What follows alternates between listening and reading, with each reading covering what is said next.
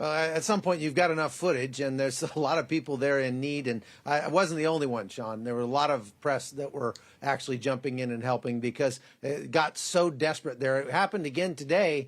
We were out in the same area, but a little further in, a little closer to the Russians. And there were people who were walking 7-8 miles to get there.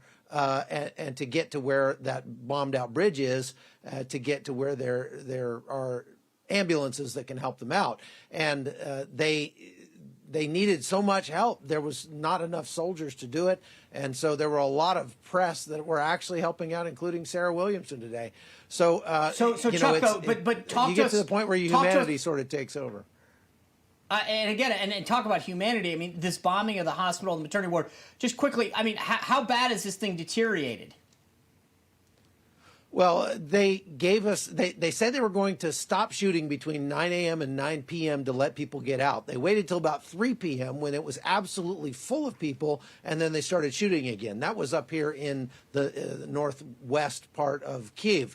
But the one you're talking about is in Mariupol down in the south. That's a 2,000-pound bomb dropped right on a school. Right. Now, the Russians are poorly trained and can't hardly hit the side of a barn, but you can't be that bad. They dropped it right between a children's hospital and the maternity hospital, and it killed possibly a whole bunch of people. They haven't even found them all yet. Yeah, horrific scenes there. Thanks, Chuck, and please be safe. For more on the U.S. handling of the Ukraine invasion, let's bring in the top Republican on the House Intelligence Committee, Ohio Congressman Mike Turner. Congressman, thank you for being with us. Well, thank you for having me, Mercedes and Sean. I appreciate it. I appreciate you telling the story today. Yeah, how confident are you in the U.S. intelligence assessment on what's actually going on over there in Ukraine?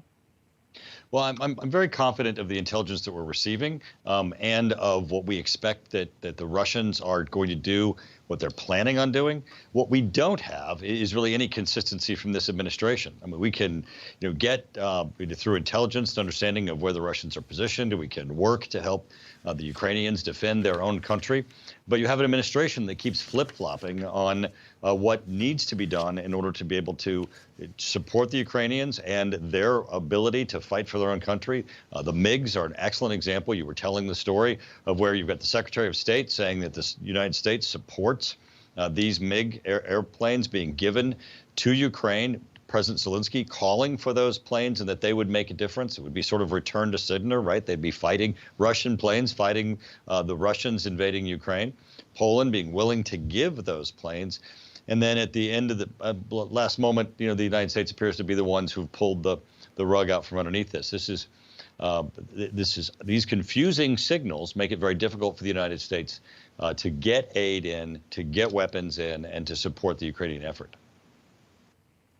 I mean, that's being very diplomatic of you. I want to ask you this, though, kind of continuing on what Mercy was asking. Pentagon Press Secretary John Kirby continues to say that convoy that's staying outside of Kyiv on the Russian side is purely for replenishment purposes.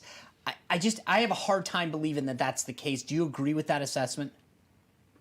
Well, I think there's a lot in that caravan that is not just for replenishments. It's supplies that in part that support the military effort, the tanks, and certainly the fighting equipment. And I think that there are lethal elements that are part of that caravan. What we know, though, is that lethal aid should have been provided to the Ukrainians a year ago when the Russians marched up to the border last April and then went back home. We knew this invasion was going to occur. This administration should have gotten the lethal aid in. We know from President Zelensky, he said if that aid had been there, it would have changed the initial outcome of this, although they have done an incredible job of defending their country. President Zelensky, an incredible inspirational leader. But now we need to work diligently to get aid into them so they continue to fight for their country, and that we can get the humanitarian support in that Chuck Holton was just telling you is desperately needed for the people who are trapped in Ukraine. Well, Zelensky's also asking for the NATO to get involved in the no-fly zone. Obviously, there's been some pushback on that. I'd like to get your reaction on where the United States should be on this situation of the no-fly zone. What we don't want is this to escalate in a way where we have actual American troops or American planes fighting Russian planes or Russian troops. Ukrainians are very well, capable of fighting and to defend their country. If they were given the MiG airplanes that Poland wants to transfer to them, they would have the ability to operate and to, I think, defend their nation, to stop some of the bombardment that's happening, as you were just describing, Mercedes, of, civilians are being told, here you have a time period where you can evacuate. This is the corridors you're supposed to be in, and Russia's attacking those corridors while those people are being told that they have safe passage.